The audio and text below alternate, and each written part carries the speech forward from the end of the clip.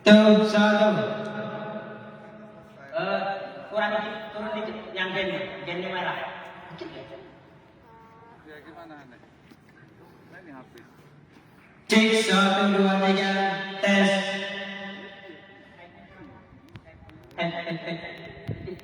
Tes atas. Yang atas. Cek 1, 2, 3. Tes 1. Cek 1, 2, 3. Cek low, high, low. Itu udah dibenerin nggak yang untuk bench pemain? Yang itunya belum. Ya cepet lah, tinggal berapa hari lagi kita nak ke Linggau. Katanya udah ada Linggau itu.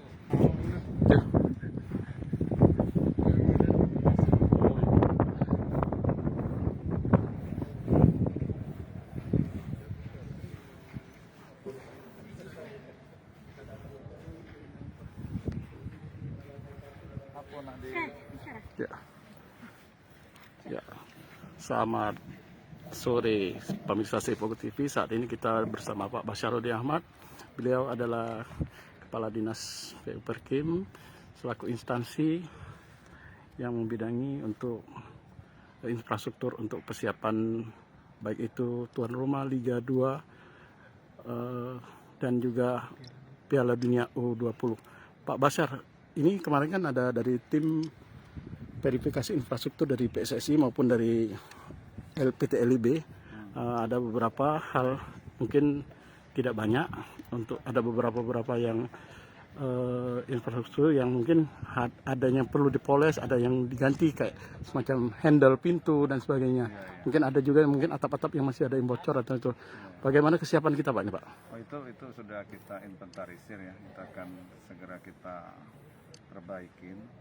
Yang jadi ada dua yang akan kita lakukan. Yang pertama yang untuk Liga 2 yang jangka panjangnya itu yang untuk U20 ya.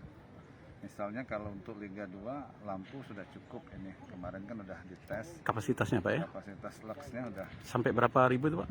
Nah, kalau Liga 2 itu 800 sampai 1000 cukup. Cukup Pak ya? Enggak Tapi sampai kalau dia nanti untuk U20 itu harus 2500. 2500.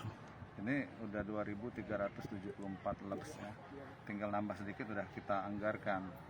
Kemudian itu saya dapat laporan untuk bench pemain dan official itu akriliknya ada yang pecah karena angin ya. Kemarin itu akan kita perbaikin dan segera akan dipasang untuk kursinya ya, untuk bench pemain dan juga official.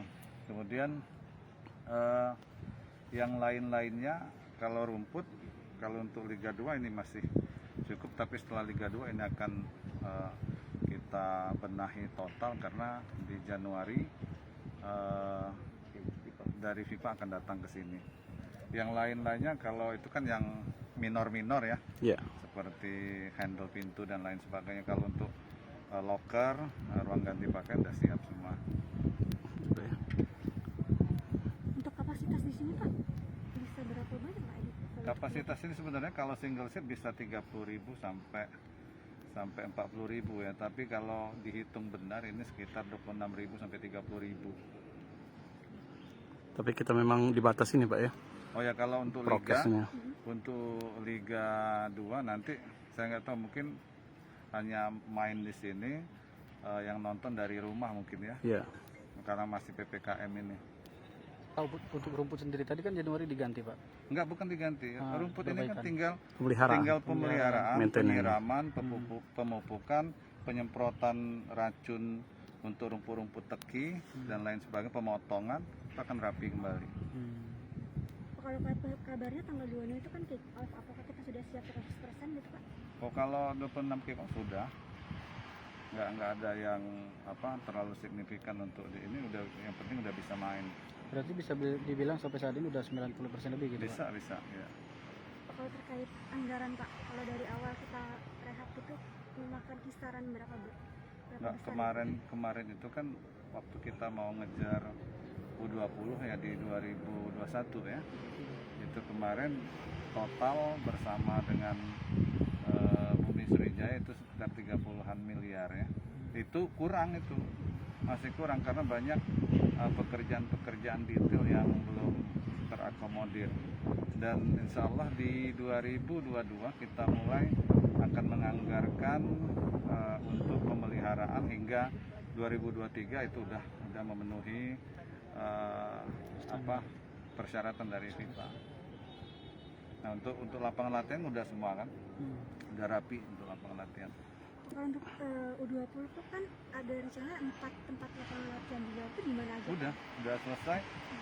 Satu di baseball, satu di Panahan, satu lagi di atletik Bumi. dan satu di Bumi Sriwijaya.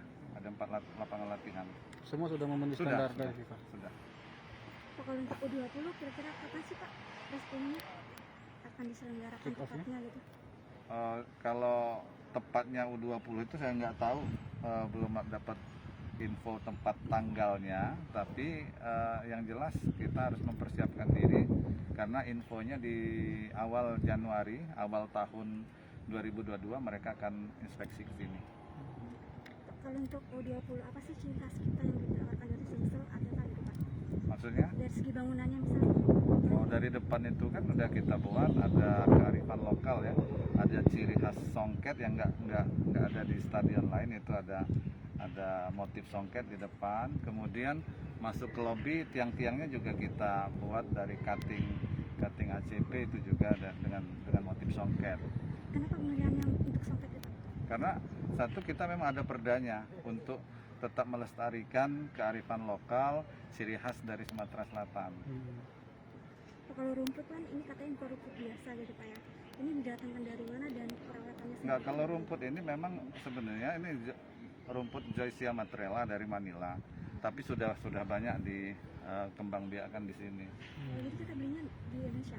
Iya, di Indonesia udah ada perkebunan yang memelihara rumput ini. Perawatannya susah nggak? Perawatannya setiap hari bisa kita lihat di situ ada untuk penyemprotan air ya, dengan tekanan tinggi, gitu kan. Kemudian ada yang nyemprot untuk membunuh rumput-rumput teki. Kemudian ada pemupukan, kemudian baru pemotongan. Panen pokoknya kalau udah selesai di U20, bagaimana dengan perawatan pasca olahraga yang udah diselenggarakan untuk di JSC sendiri? Perawatan harus tetap dilakukan, apalagi kalau kita memang banyak meng-create event. Itu perawatan pasti terjamin. Itu dianggarkan kita atau dianggarkan juga dengan Pak Jateng? Biasanya di PU ya dianggarkan untuk stadion karena ini masih aset dari pemerintah provinsi. Jadi selesai Liga 2 nanti JSC tidak boleh dimainkan terlebih dahulu sampai Piala Dunia. Itu nanti kita bicarakan dengan dari PSSI dan JSC ya. Sementara ini kita latihan di stop dulu sampai hingga tanggal 26. Itu nanti pas kick off baru dibuka kembali gitu Pak? Iya. Oke. Oke, makasih Pak Basar. Ya. Apa yang Tambahan? itu gagal? Tapi dia tidak tahu. Simpan. Nggak perlu.